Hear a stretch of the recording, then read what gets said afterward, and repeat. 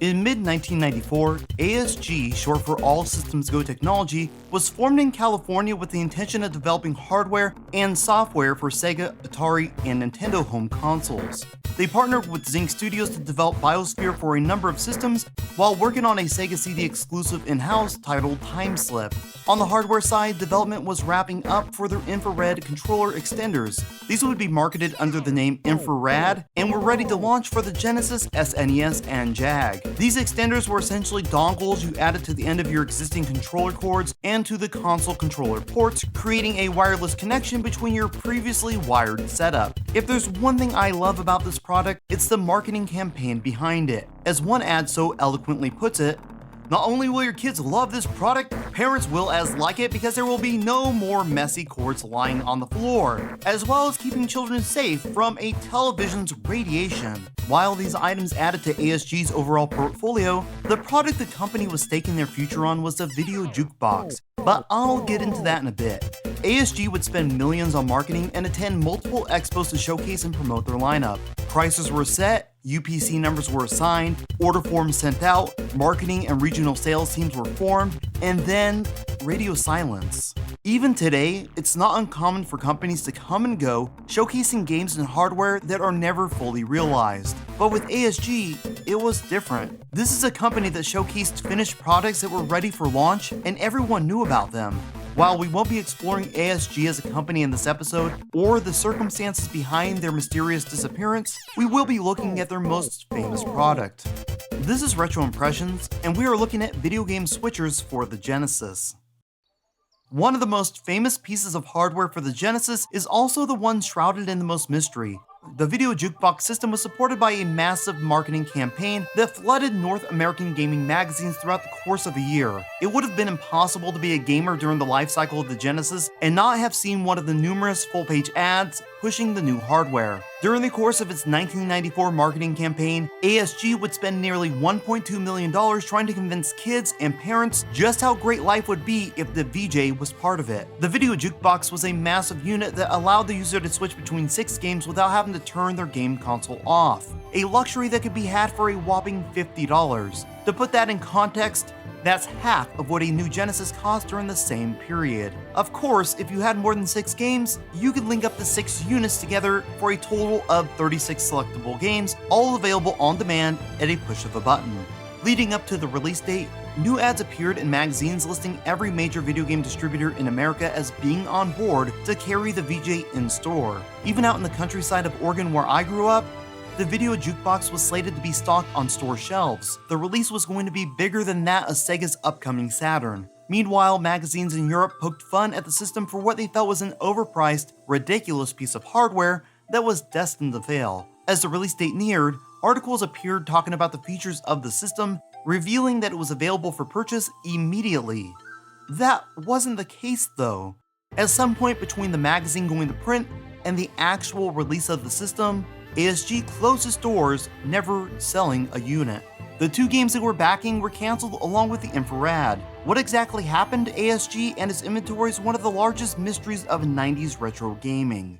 Although the video jukebox would never release, Sega already had a nearly identical unit called the DS-16 or Demo System 16 in stores. This was an add-on to the system that was available to software retailers and allowed the user to switch between 6 games on the fly. It also featured a setting allowing for time limits and a rolling preview that ran the demo screen for one game after another, cycling continuously through all 6. As far as retro hardware goes, the DS-16 is in hot demand.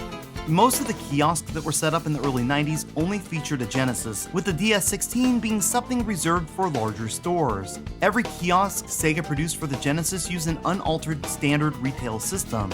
As these kiosks were phased out to make room for the PlayStation and Saturn, it wasn't uncommon for the Genesis to be sold off and the remainder of the unit to be junked or given away. One interesting oddity about the DS-16 is it was made available to retailers as a standalone purchase to upgrade lower-end and older kiosks.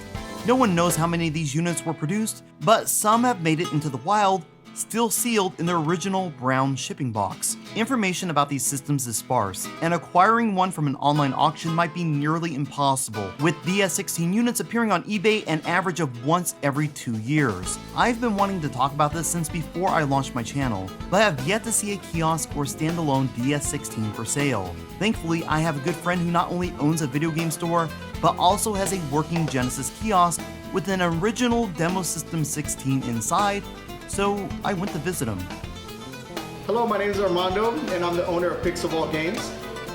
Armando picked this unit up a few years back when a customer told him of a Sega kiosk abandoned behind their home. The customers actually let me know that they didn't want it anymore, and it was sitting in their backyard, just the sun is just hitting it hard. And to my surprise, it actually worked.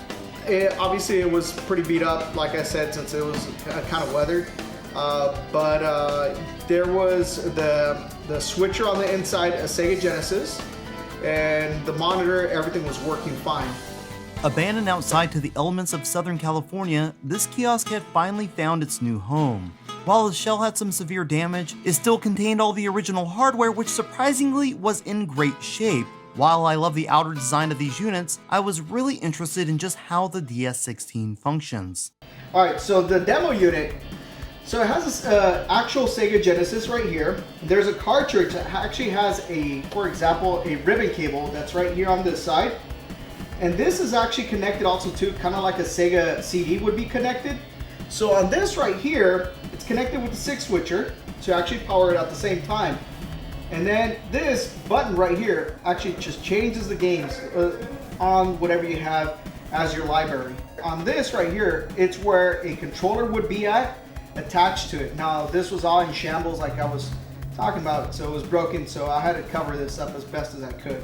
The unit was powered by the Genesis via its expansion port, with the game data being passed from the DS-16 to the Genesis via a slave cartridge. The VJ also used a slave cart, but unlike the DS-16, it didn't use the Genesis expansion port and required its own power supply. This was actually used as a selling point for the VJ, as not using that port freed it up to attach a Sega CD. One of ASG's major pitches at conventions was how their VJ system could be used as a cheap alternative to the DS-16 while simultaneously showcasing the Sega CD. I'm not sure it's something that genuinely would have moved units, but they had developed a security lock to keep games in place in anticipation of the idea being well received. Getting back to the DS-16, the back of the unit contains a 2-position automatic game reset switch. Position A places the unit in free play, while Position B puts it in demo mode with an adjustable set time of not more than 3 minutes before switching to a new game. There have been reports that the unit is incompatible with games containing SRAM chips, so we tested a number of these games and didn't experience an issue. I didn't bring my 32X or power-based converter, so we tried the next best thing and tested a Game Genie.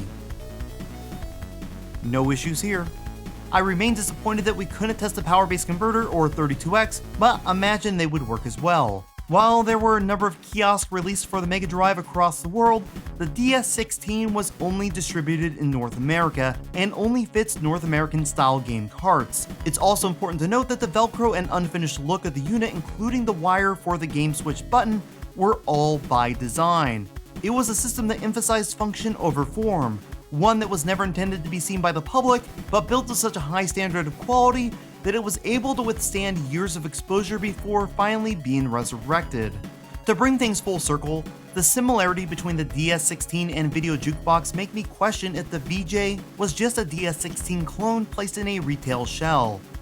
According to their marketing team, they had acquired the official licensing to release hardware and games for Sega and Atari, but not Nintendo. So much time, energy, and money put into a project that would never receive one retail sale. Whatever the reason it didn't release, there is little doubt in my mind that it would have been a commercial flop, the kind that puts a company out of business, leaving a warehouse full of inventory to be liquidated years down the road. The company closed its doors in 1995, and all hardware and software showcased at multiple shows ceased development and production, disappearing into obscurity. For me, there is a massive dose of nostalgia that cartridge-based kiosks with multi-game switchers bring when seeing one in person. If you were lucky to have one in your store, it was a great alternative to renting a game before buying. As time passes, the video jukebox falls further into obscurity, with nearly 25 years passing since ASG closed its doors. It's an unfortunate situation as it becomes less likely that the true story behind the company's demise and the video jukebox will ever be revealed.